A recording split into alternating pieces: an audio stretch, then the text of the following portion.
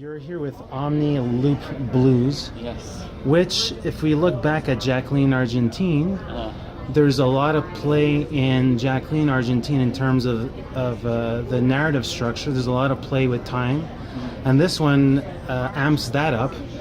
So I was wondering if you could discuss the genesis of this. How did this idea first percolate in your consciousness? I think it's an idea that I've had for a long time. Usually my idea is it's like I'll have 4 or 5 different ideas and I realize that they all fit together perfectly. Okay. So I've had this idea of this woman taking time travel pills and going back in time for a really long time.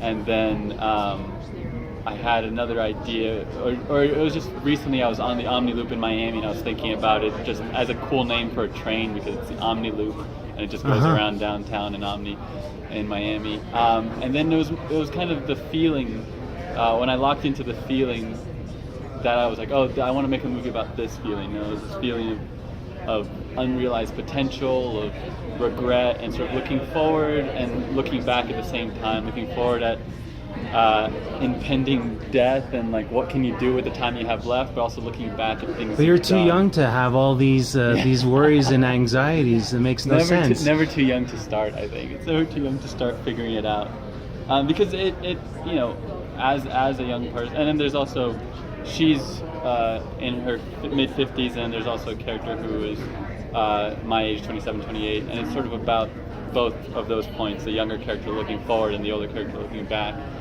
But it is increasingly hard for me to live life. I keep thinking a lot about what's the best way to live life, what will give my life the most meaning, and trying to find some satisfaction in that. And so I've jumped forward to a character who is like me, has spent her whole life thinking about what the best way to live life is, but hasn't actually lived life, and looking back and realizing that she maybe kind of dropped the ball by thinking so hard about everything so philosophically and abstractly, and when I got really into movies in the late 90s, early 2000s, those are now actresses that are deemed too old. So it's like, oh, I get to work with whoever was in Indiana Jones or something like that. What I'm always curious about is writing habits. I think everybody has their own system in place. Some people go to Starbucks at 5 a.m. Some people just wake up at 3 a.m. and have a notepad next to them. What's your writing process like? It's a lot of thinking. It's a lot of just sitting around thinking. It's a lot of taking showers and thinking. A lot of taking baths and thinking. I'll usually jot down notes and type things on my iPhone anytime an idea comes up, or it's a line of dialogue, or it's an image, or whatever. And a lot of them, it's not like they don't add up to anything. It's just random jots and things like that. And then when I'm ready to write, I'll sit down and try to just focus on that as much as possible without having to do emails or anything like that. And in terms of like the actual day sitting down to write, I'll spend months and weeks and whatever thinking about things. And then when I sit down to write, I found that I work best late at night, like around 10, 11 p.m. Until about 5 a.m., 6 a.m. That's like when I'll work. Wow. But to get to that point, I can't do anything else in the middle of the I can't like go out to dinner and then be like, I'll work later when I get home. Because I need to stay in that zone all day. So I need a full day of not doing anything. It's just, I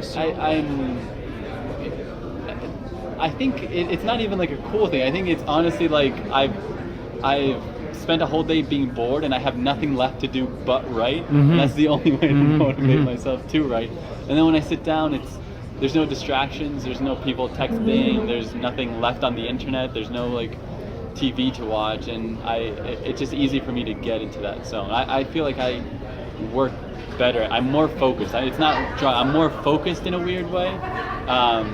During the day, I'm like, you want to go outside, you want to do things, and Well, essentially, you're feeding your noggin. You're feeding your brain. You're take nourishing, it all in during the day, then you spew it all out at night.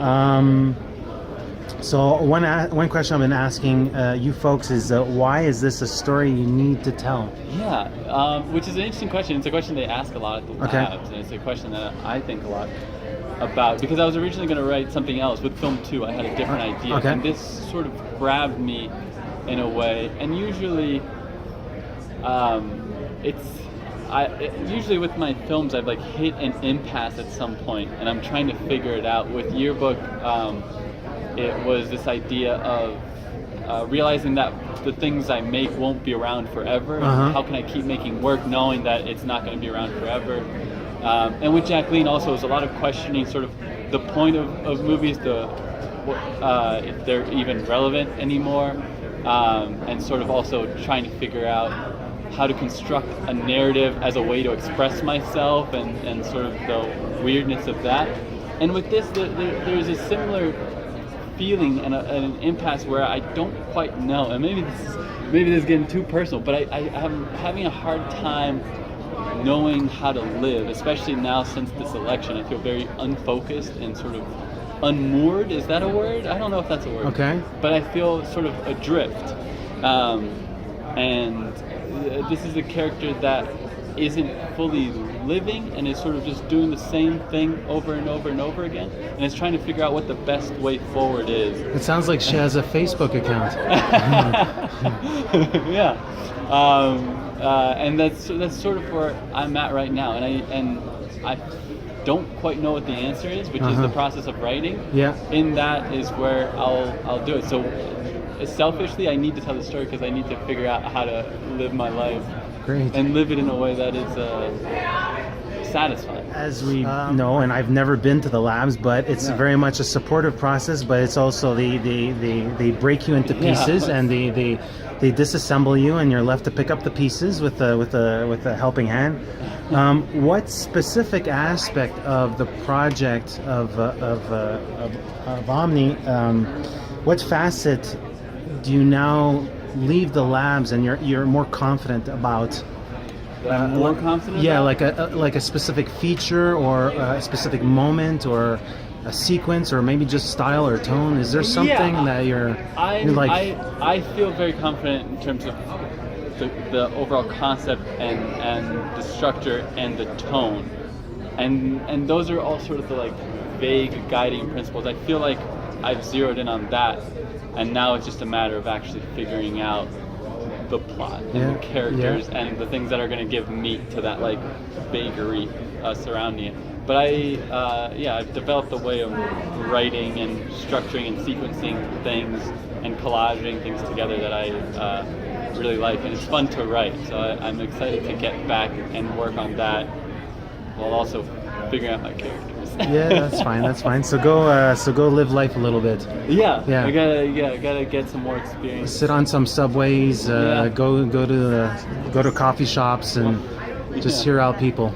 Talk to people. Yeah. Spend a lot of time talking to people. It's called eavesdropping. That's what it's called. Thank you very much for your time. Appreciate it.